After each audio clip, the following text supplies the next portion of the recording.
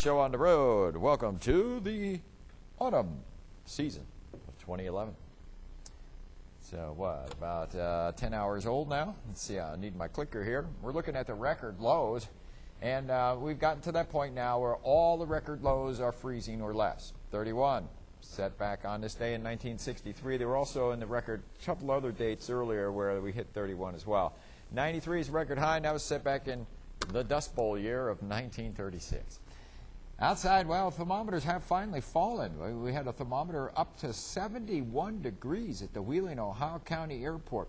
We were talking about a weak cold front that was coming in from the west. Well, we call it a stationary front right now, and that cooler air has finally drifted down across the river, and now we're looking at generally upper 50s to mid 60s, so it's not 71, that's for sure. 61 at the Washington County Airport, and Morgantown's a warm spot right now with 69. Winds have been flipping and flopping, but basically they're now coming in out of the northwest, and that cooler, drier, less humid air mass that's been out in the western two-thirds or western four-fifths of Ohio has finally reached the river.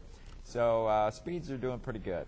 Now we did get a pretty good band of rain. You can see it right there hitting the area, picking up about a quarter to a half inch of rain in about a 4 or 5 hour period.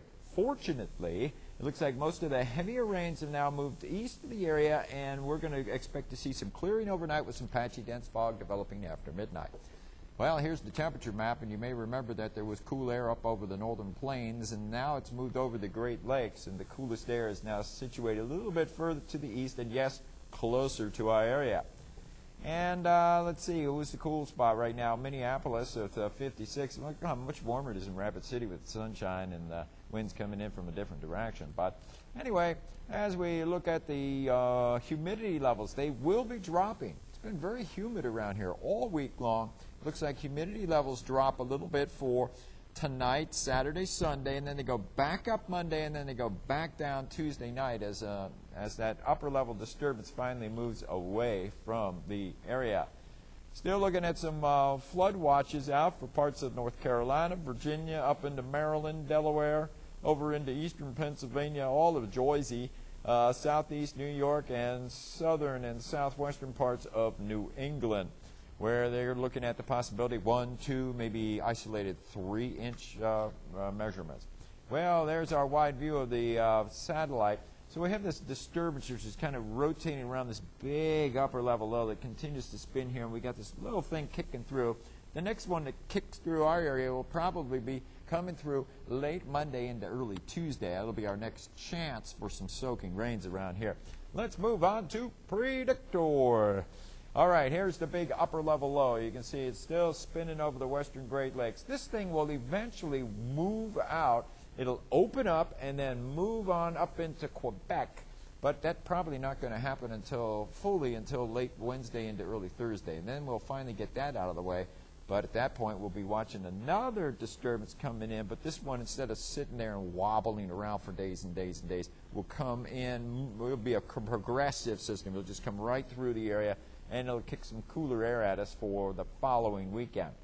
But anyway, here we're looking at, see, we're on the western fringe of this rain. Here's the predicted heavy rains, and that's where the flood advisories of one form or another exist. Now, we're still trying to figure out where this low is going to wobble here. But here we are late Saturday, looking dry for the most part around here. And then we get into late Sunday, still looking dry for the most part around here. Then this disturbance associated with the big upper level low moves into the area late on Monday.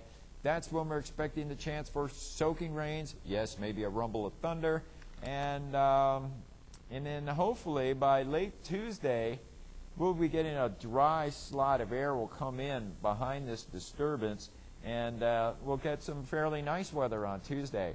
And things are not looking as cool as they were earlier in the week. It looked like we would see lows in possibly the upper 40s for Sunday and Monday morning, but now it looks like, no, it's probably going to be low 50s.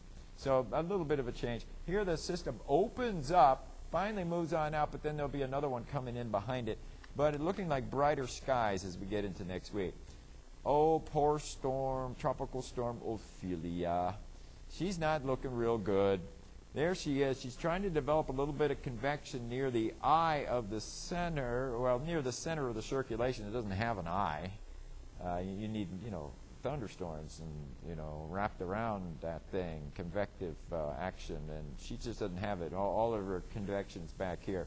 She's undergoing some very strong shear, mid and upper levels coming in from the west and southwest, and that's going to be trying to rip her apart for the next 4 days, according to the Tropical Prediction Center. So there is a possibility that she may fizzle and turn into just a garden variety open wave, but there is some hope, maybe late, that she could be a tropical storm. But notice here it is, a little bit closer to Bermuda, and this is 40-mile-an-hour winds for 8 a.m. Wednesday. So it doesn't look like Ophelia going to be much in the record books. Well, we'll move on to the 7-day forecast. So basically what we're saying is we think we're going to squeak out a fairly nice weekend.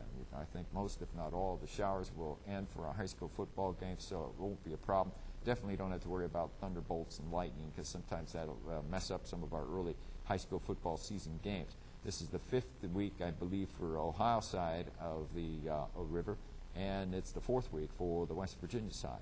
But anyway, we call it the 5th week of high school football. It's certainly the 5th week we've been doing coverage on that. Of course, there'll be the Sports Zone coming up at 11:11 this evening.